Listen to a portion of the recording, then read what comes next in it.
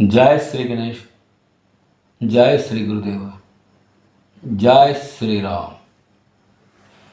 ओम नमोस्तुते यास विशाल बुद्धे फुल्लारविंद्रायत भद्रनेत्र त्वयं वेन भारततैलपूर्णः प्रज्वालितो ज्ञानमयः प्रदीपः।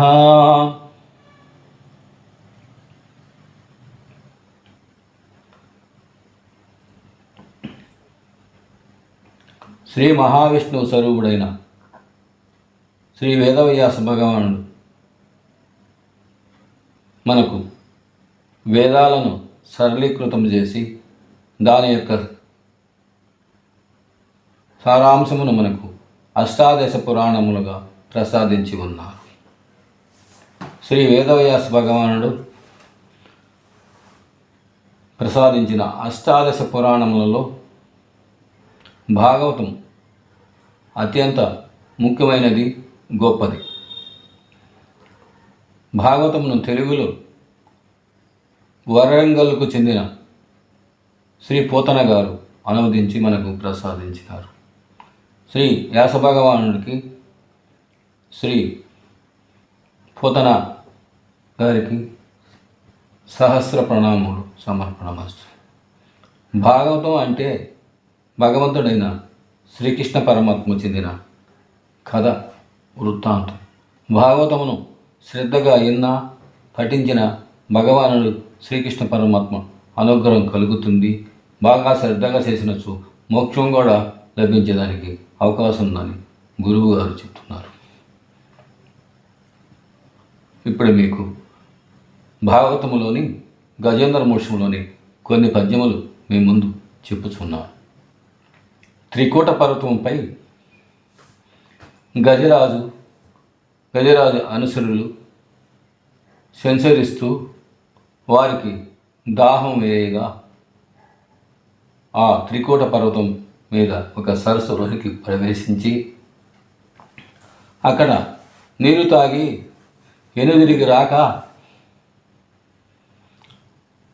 అక్కడ ఉన్న పరిసరాలు కలిగించే ఆహ్లాదకరమైన వాతావరణంకు లోనై అక్కడ వాటి ఆనందంను పొందుచు ఇలా గజరాజు చేశాడు. ఇభలోకేంద్రుడు అస్థరంధ్రముల నీరెక్కించి పూరించి చండభ మార్గమునకెత్తి నిక్కివడి నుడాడించి పింజింప నారబటిన్ నీరములోన బెల్లగసి నక్రగ్రహ పాటీనముల్ నభం దాడెడు మీన కర్కాటకములను పటెను సురల్మాన్పడన్. పై విధంగా గజరాజు తన ఆనందాన్ని అనుభవిస్తూ అక్కడ చిందరవందర చేయగా ఆ యొక్క సరస్సు లోపల నిద్రించుతున్న మకరేంద్రుడు అనగా ముసలికి ఆగ్రహం వచ్చి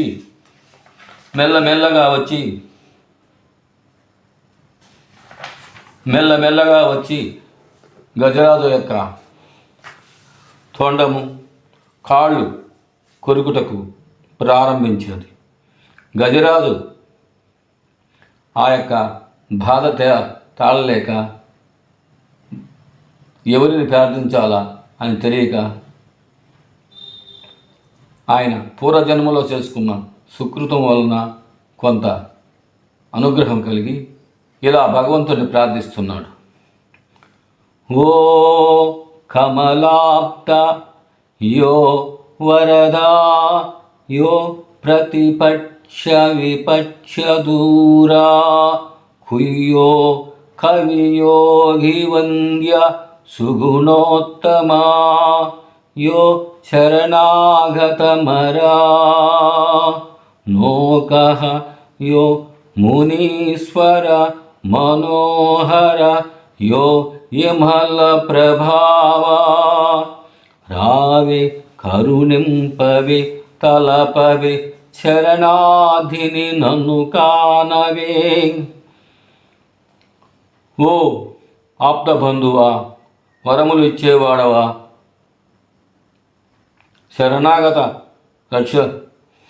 రక్షితుడా, మునీశ్వరుల మనసులకు నాయకుడైన వాడా, నన్ను వచ్చి కాపాడవలసినదని గజరాజు ప్రార్థిస్తున్నారు. ఇంకా గజరాజు ఇలా ప్రార్థిస్తున్నారు. లావకంతయులేదు ధైర్యము విలోలం భయ్యే, ప్రాణంభులున్ తావుల్ తప్పెను మోర్చవచ్చెను, తనువున్ తసెను శ్రమం భయ్యడిన్, నీవే తప్ప నితప్పరం బెరుగా మన్నింప తగును దీనుని. రావే ఈశ్వరా కావవే వరదా, సంరక్షింతుము భద్రాత్మకా. ఆ గజరాజు, ఓ భగవంతుడా, స్వామి, నాకు బలము లేదు, పంచప్రాణములు వాటి వాటి స్థానముల నుంచి తప్పిపోతున్నవి. మొసలి తన యొక్క బలమైన పళ్ళతో నా యొక్క తొండమును కాళ్ళను కొరుకుతున్నవి. నాకేమీ అర్థము కావటం లేదు. ఇప్పుడు నేను తామర పువ్వును తీసి మనసులో నిన్ను స్మరించి నీటిని కూడా విడిచిపెట్టలేను. ఇప్పుడు తొండము ఎత్తడానికి కూడా నాకు శక్తి లేదు, ఓపిక లేదు. ఏమిటో అలసట తెలియటం లేదు. శ్రమ ఎక్కువగా ఉంది. ఈ శ్రమ దేని వలన పోతుందో తెలియటం లేదు.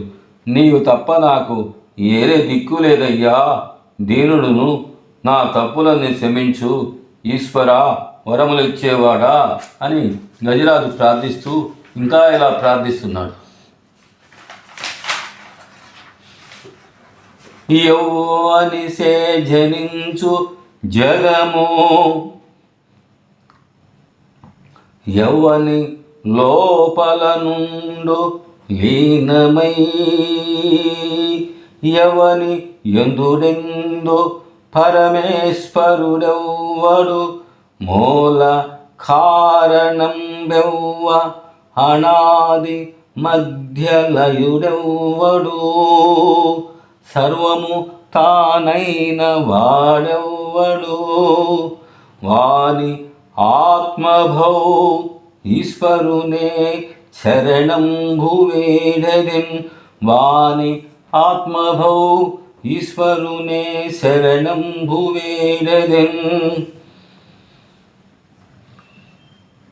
గజరాజు, ఈ సృష్టి ఎవరిసే సృష్టింపబడినది? ఈ జగమంతా ఎవరి లోపల లీనమై ఉన్నది? దానికి మూల కారణం ఎవరు? అటువంటి స్వామిని నేను ప్రార్థిస్తున్నాను అని గజరాజు మిక్కిలి బాధతో భగవంతుడిని ప్రార్థించగా,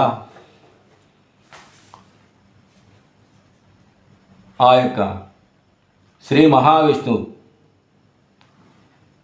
వైకుంఠపురం నుండి బయలుదేరే ముందు వైకుంఠపురం ఎలా ఉన్నది చెప్తున్నారు. అలా వైకుంఠపురంభులో నగరిలో ఆమూల సౌదంబు, దాపల మందార వనాంతర అమృత సరహ, ప్రాతేందు కాంతోపల పర్యంక రమా వినోదినియగో, నాపన్న ప్రసన్నుండు యుహోల నాగేంద్రం పాహి పాహి యన గుయ్యాళించి సంరంభియై.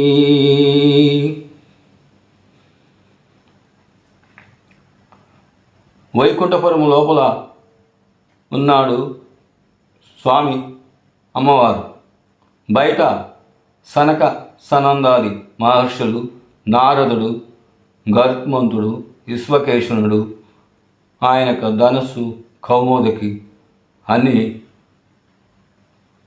పురుష ఆకారంలో బయట ఉన్నారు. ఎక్కడో లోపల ఒక మూల అమృత సరోవరం ఉన్నది.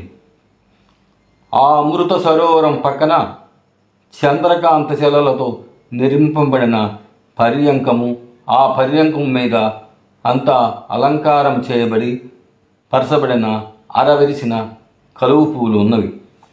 ఆ కలువు పువ్వుల మధ్యలో శ్రీ మహాలక్ష్మి, శ్రీ మహావిష్ణువు ఏకాంతముగా వారు గడుపుతున్నారు. గజరాజు యొక్క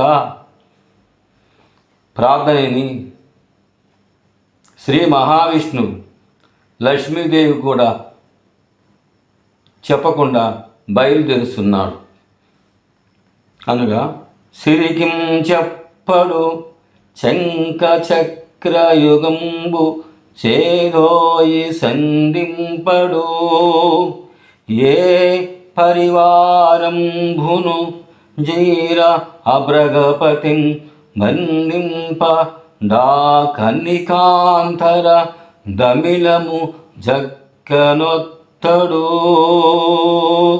ఇవాద ప్రోద్దిత శ్రీకుచోపరి శిలాంచలమైన వీడడు, ఇవాద ప్రోద్దిత శ్రీకుచోపరి శిలాంచలమైన వీడడు, గజ ప్రాణావ ఉత్సాహి అయి. శ్రీ మహావిష్ణువు బయలుదేరుతున్న విధానం ఏమిటనగా లక్ష్మీదేవికి కూడా చెప్పడు, శంఖము చక్రము గద ఆయుధములు ధరించడు, గరుత్మంతుడిని ఎక్కడు. ఎందుకంటే త్వరగా ఆ గజరాజును రక్షించాలనే ఉద్దేశంతో స్వామివారు బయలుదేరుతున్నారు. స్వామివారి అంట ఎవరెవరు వస్తున్నారో ఈ విధంగా చెప్తున్నారు. తనయంటన్ సిరి లచ్చియంట నవరోదరాతమున్ దానియంకను పక్షీంద్రుడు, వాని పొంతను ధను కౌమోదకి శంఖచక్ర నికాయంభును, నారదుందు ధ్వజినీకాంతుడు రా వచ్చి రొయ్యన వైకుంఠపురంభున కలుగువారు ఆభాల గోపాలమున్. స్వామివారి ఎంట లక్ష్మీదేవి, ఆమె ఎంట అంతఃపుర కాంతలు, వారి ఎంట గరుత్మంతుడు, వారి ఎంట ధనుస్సు కౌమోదికి శంఖచక్రములు, నారదుడు ధ్వజినీకాంతుడు ఆబాల గోపాలము బయలుదేరి వచ్చుతున్నారు. ఆ భగవంతుడైన శ్రీకృష్ణ పరమాత్మ భక్తుడైన గజరాజును రక్షించుటకు ఆ యొక్క త్రికూట పర్వము సరస్సు దగ్గరకు వచ్చి గజరాజు యొక్క కాలును బలముగా కొరుకుతున్న ముసలని శ్రీ మహావిష్ణువు తన యొక్క ఖడ్గంతో, తన యొక్క చక్రంతో ఖండించుతాడు. అప్పుడు గజరాజుకు ఆ యొక్క మకరేంద్రుడు అనగా ముసలి నుండి విముక్తి కలిగినది. భగవంతుడు ఆ యొక్క గజరాజును రక్షించి ఆ గజరాజుకు మోక్షాన్ని ప్రసాదిస్తాడు.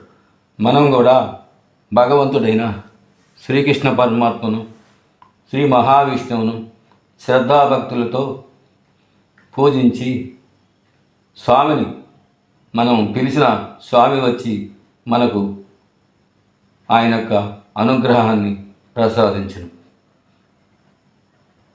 కావున ఈ గజేంద్ర మోక్షం శ్రద్ధగా విన్నవారికి స్వామివారి యొక్క అనుగ్రహం కలుగును. అదేవిధంగా మన హిందువులంతా ఎంతో భక్తి శ్రద్ధలతో భాగవతమును, భగవద్గీతను, రామాయణమును చదవండి. అదేవిధంగా హిందువులు హిందూ మతం నుండి ఏరే మతము పోకుండా హిందువుగా జీవించి హిందువులని గర్వించండి. జై శ్రీరామ్, జై భారత్.